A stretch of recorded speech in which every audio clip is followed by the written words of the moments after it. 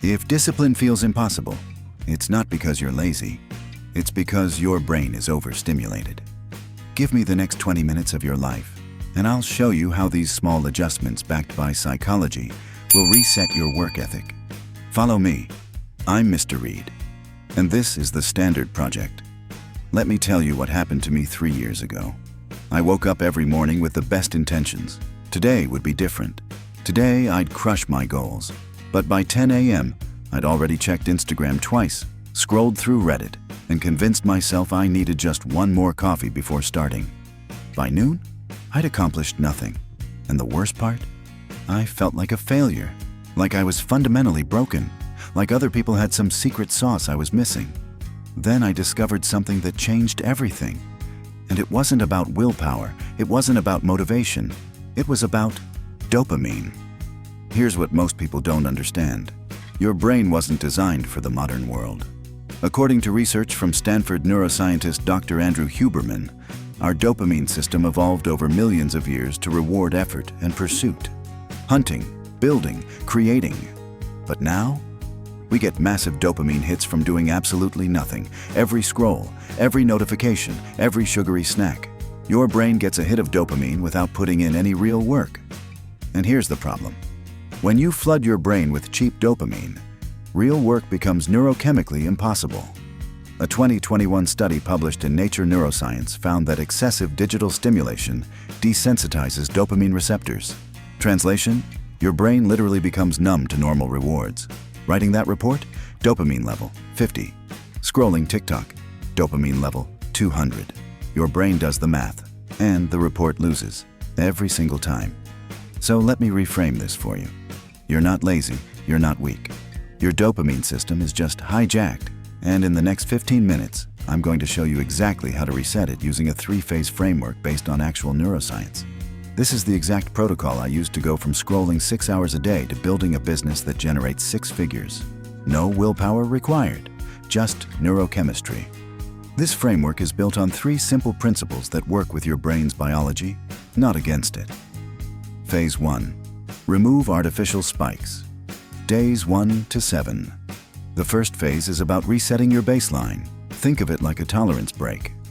Research from Dr. Anna Lemke at Stanford, author of Dopamine Nation, shows that it takes approximately 7 days of abstinence from high dopamine behaviors for your receptors to start resensitizing. 7 days. That's it. Here's what you're cutting out completely. 1. Social media and mindless scrolling. Delete the apps. Not just the app, the account. I know it sounds extreme, but you can reinstall later if you want. For now, they need to be completely inaccessible. Why? Because according to a 2019 study in the Journal of Behavioral Addictions, the average person checks their phone 96 times per day. That's 96 dopamine microhits every single day. No wonder real work feels impossible. 2. Junk content consumption. This includes YouTube rabbit holes, binge-watching shows, pornography, doom-scrolling news, Reddit, Twitter, anything that gives you novelty without effort. If you need entertainment, make it intentional. 1 episode of a show you've chosen in advance? Fine. 4 hours of autoplay? That's dopamine abuse. 3. Sugar and processed foods. Yes, food affects your dopamine. Studies show that high-sugar foods create dopamine spikes similar to cocaine in terms of neurochemical pattern. For 7 days, eat whole foods, meat, vegetables, fruit, nuts. Boring? Absolutely. Effective? Scientifically proven. Now, here's what happens during these 7 days. Days 1 to 3.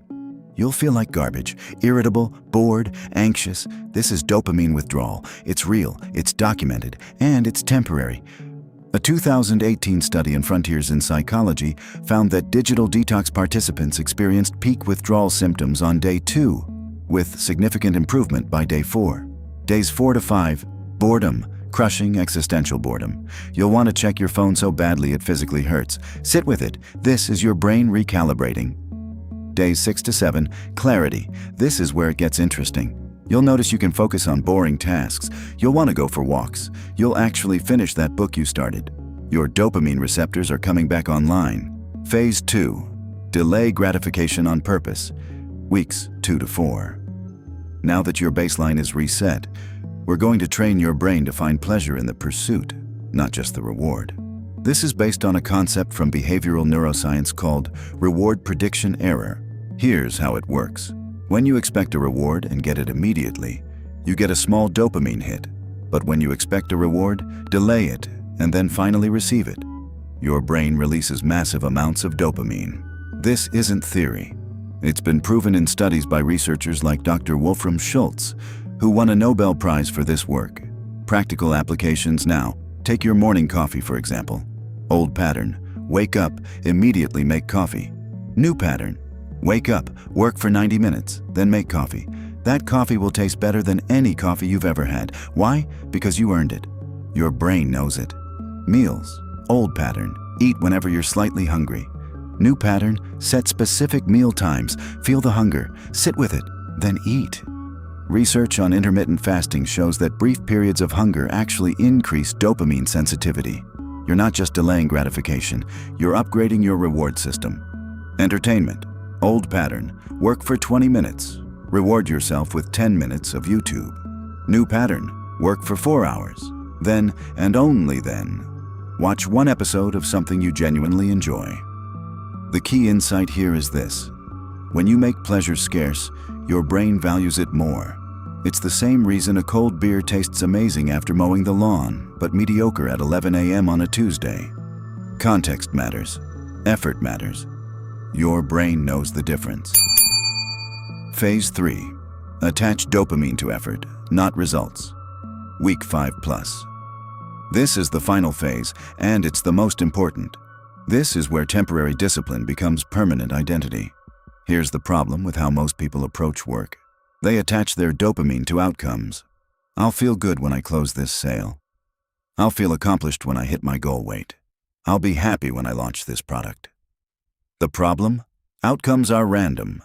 They're outside your control. And they're rare. So if you're only getting dopamine from results, you're training your brain that work doesn't feel good. Dr. Andrew Huberman talks about this extensively in his research on growth mindset and dopamine. The key is to celebrate the effort itself, not just the outcome. Here's how to rewire this. Technique 1.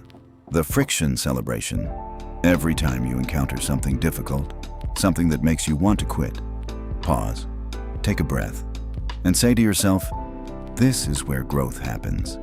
Then lean into it. The discomfort isn't the enemy. It's the signal that you're doing something worthwhile.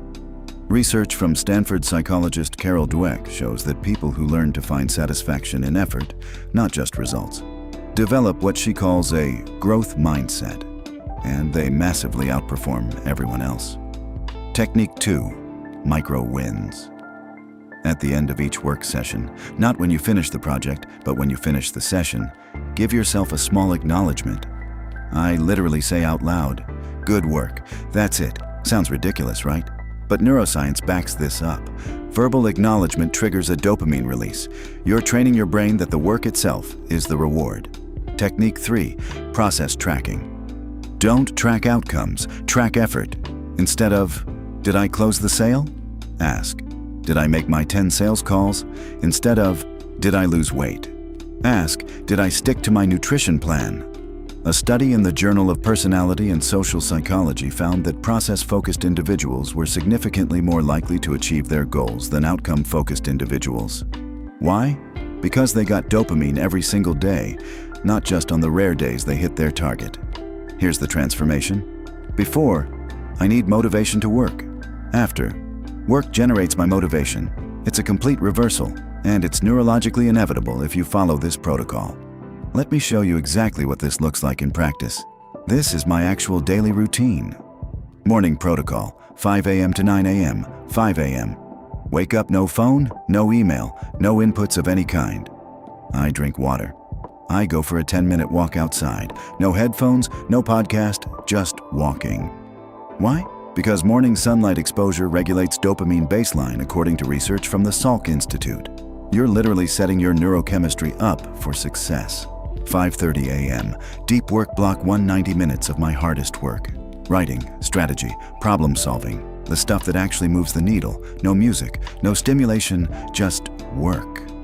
When it gets hard, and it always gets hard around minute 30, I pause. I acknowledge the friction. Then I keep going.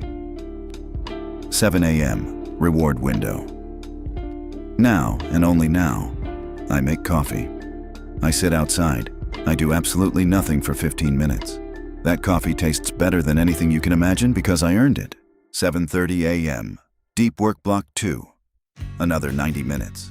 Same rules. No inputs, just outputs. Afternoon protocol, 12 p.m. to 5 p.m., 12 p.m. First meal. I don't eat breakfast, not because I'm trying to be hardcore, but because hunger sharpens focus. Studies on fasting show increased BDNF, brain-derived neurotrophic factor, which enhances dopamine receptor sensitivity. Science, not willpower. 1 p.m. Administrative work emails, calls, meetings. The stuff that doesn't require peak cognitive function. I save deep work for when my brain is fresh. I save shallow work for when it's tired. 3 p.m. Movement gym, walk.